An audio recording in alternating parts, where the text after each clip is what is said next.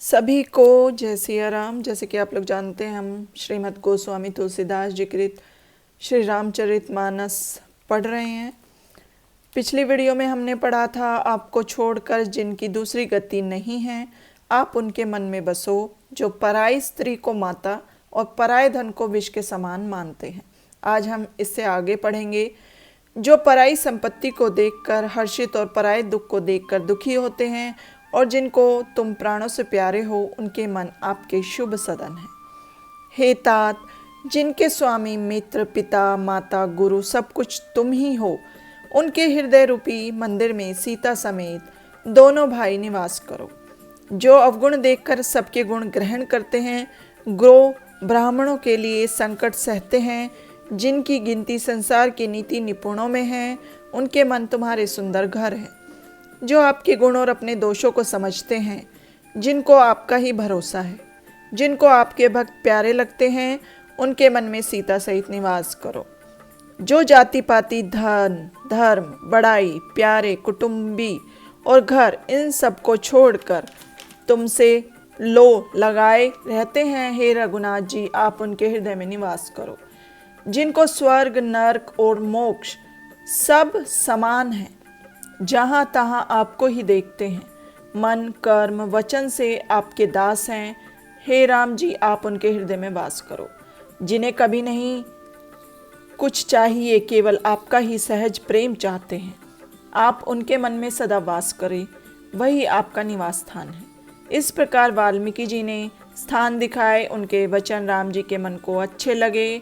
फिर मुनि बोले, हे नाथ, आप समय के अनुकूल आश्रम बतलाता हूँ। चित्रकूट पर्वत पर निवास करें, वहाँ आपको सब प्रकार की सुविधा रहेगी।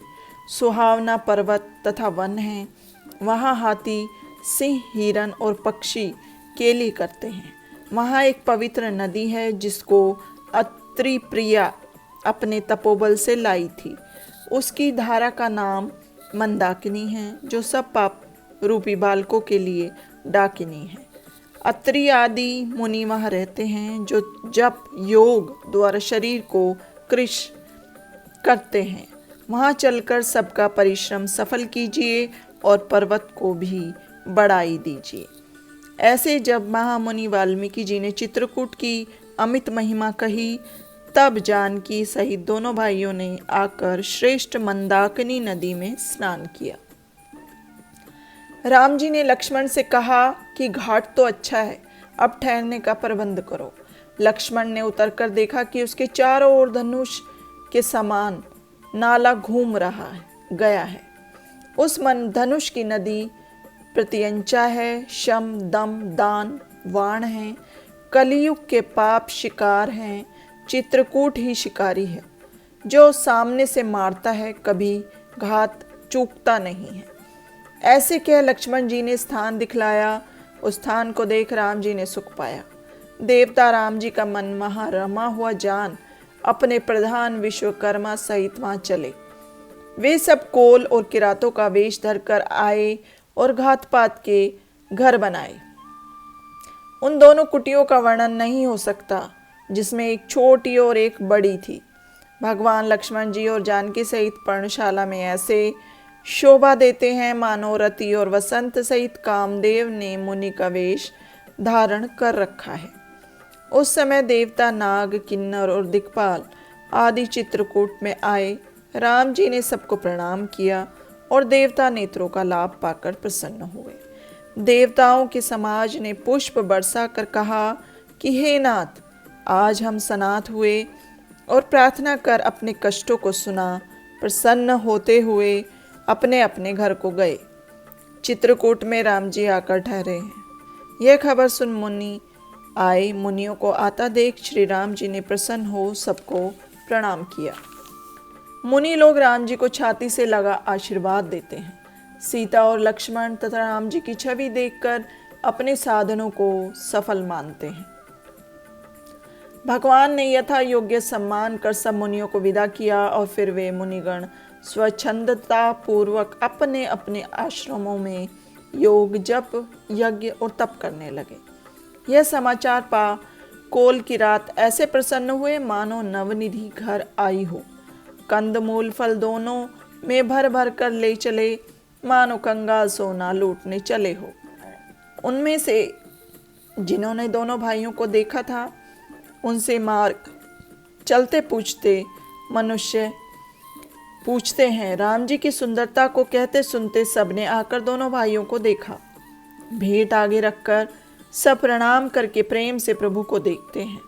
चित्रलिखे से जहां तहां खड़े हैं, शरीर पुलकायमान हो गए, दोनों नेत्रों में जल भर आया। राम जी ने सबको प्रेम में मगन जानकर प्यारे वचन कह सबका आदर किया। तब वे बारंबार प्रभु को नमस्कार कर हाथ जोड़कर विनय पूर्वक बोले, हे नाथ, आपके चरणों का दर्शन कर हम सब सनात हुए। हे कौशल राज, हमारे ही भाग्य से आप यहाँ पधारे हैं। हे नाथ, वे भूमि, वन मार्ग, पर्वत धन्य है जहाँ जहाँ आपके चरण पधारे हैं। वन में विचरने वाले सब पक्षी हिरन धन्य हैं, आपको देख उनके जन्म सफल हो गए। हम सब भी कुटुंब सहित आपके नेत्र भर दर्शन करके धन्य हुए हैं। आपने अच्छा स्थान विचार कर निवास किया। यहाँ आप सब ऋतुओं में सुखी रहेंगे। हाथी, सिंह, सर्प और बाघों से बचाकर हम सब भांति से आपकी सेवा करेंगे। हे प्रभु, वन, विहड़, पर्वत, कंदरा और गुफा सब पग पग पर हमारा देखा पड़ा है। हम जहाँ तहाँ आपको अहेर खिलाएंगे और तालाब, झरने आदि दिखाएंगे। हे नाथ, हम आपके सेवक हैं, आप हमें आज्ञा देने में संकोच न करना। जो वेदों के वचन और मुनियों के मन को भी अगम हैं, वही करुणा निधान प्रभु भीलों के वचन ऐसे सुनते हैं जैसे कि पिता बालक के वचन सुनता है। राम को तो केवल प्रेम ही प्यारा है। जो जानने वाला हो वह जान ले।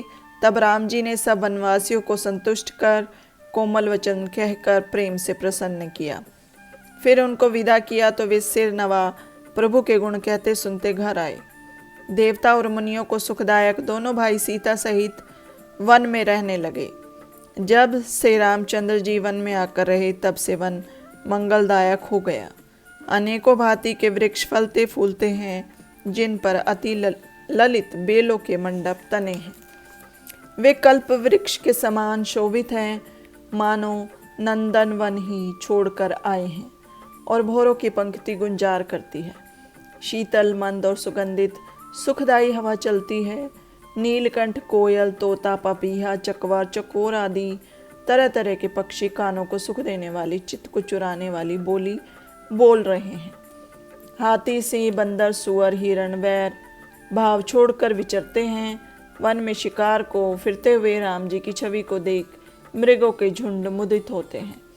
संसार में जहाँ तक देवताओं के वन हैं, वे सब राम जी के वन को देखकर हर्षित होते हैं। गंगा, सरस्वती, यमुना, नर्मदा, गोदावरी आदि पुण्यवती नदियाँ, सब तालाब, समुद्र, नद व नदी मंदाकिनी की प्रशंसा करते हैं। उदयाचल, अस्ताचल, कैलाश, मंदराचल और सुमेरु, जिन पर देवता वास करते हैं, हिमाचल आदि पर्वत चित्रकूट की कीर्ति गाते हैं। विंध्याचल के वन में मन में सुख नहीं समाता, क्योंकि उसने बिना ही परिश्रम के बड़ाई पाई है।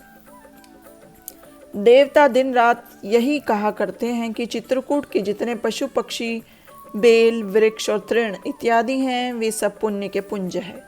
नेत्रधारी जीव राम जी के दर्शन कर जन्म का फल पा शोक रहित होते हैं और पर्वत भूमि आदि उनकी चरण रज को छूकर मोक्ष के अधिकारी हुए।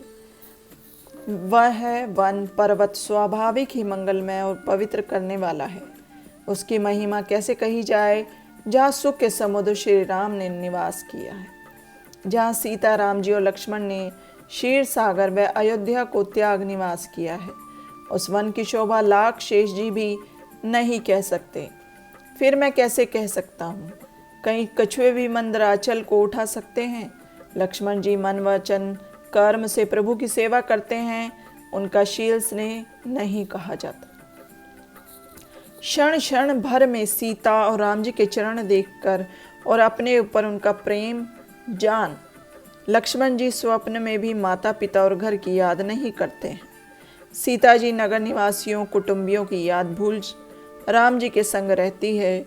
क्षण क्षण में पति के मुख को देख चकोरी की तरह मुदित रहती है।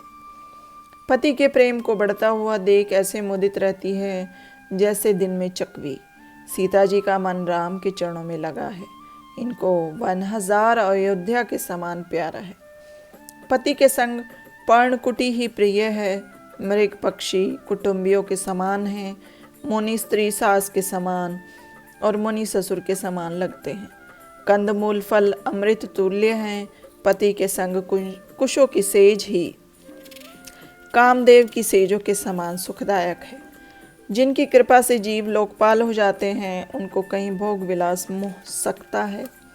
जब मनुष्य भी राम जी का स्मरण कर विषय भोगों को तिनके के समान त्याग देते हैं, तब जगत जननी सीता के लिए यह कुछ भी आश्चर्य नहीं है। जिस भांति सीता जी और लक्ष्मण सुख पावे रघुनाथ जी वही कहते करते हैं। राम जी पुरानी कथा कहते हैं, लक्ष्मण और सीता जी सुख मानकर सुनते हैं। आज के लिए इतना ही। सभी को जय सिया राम।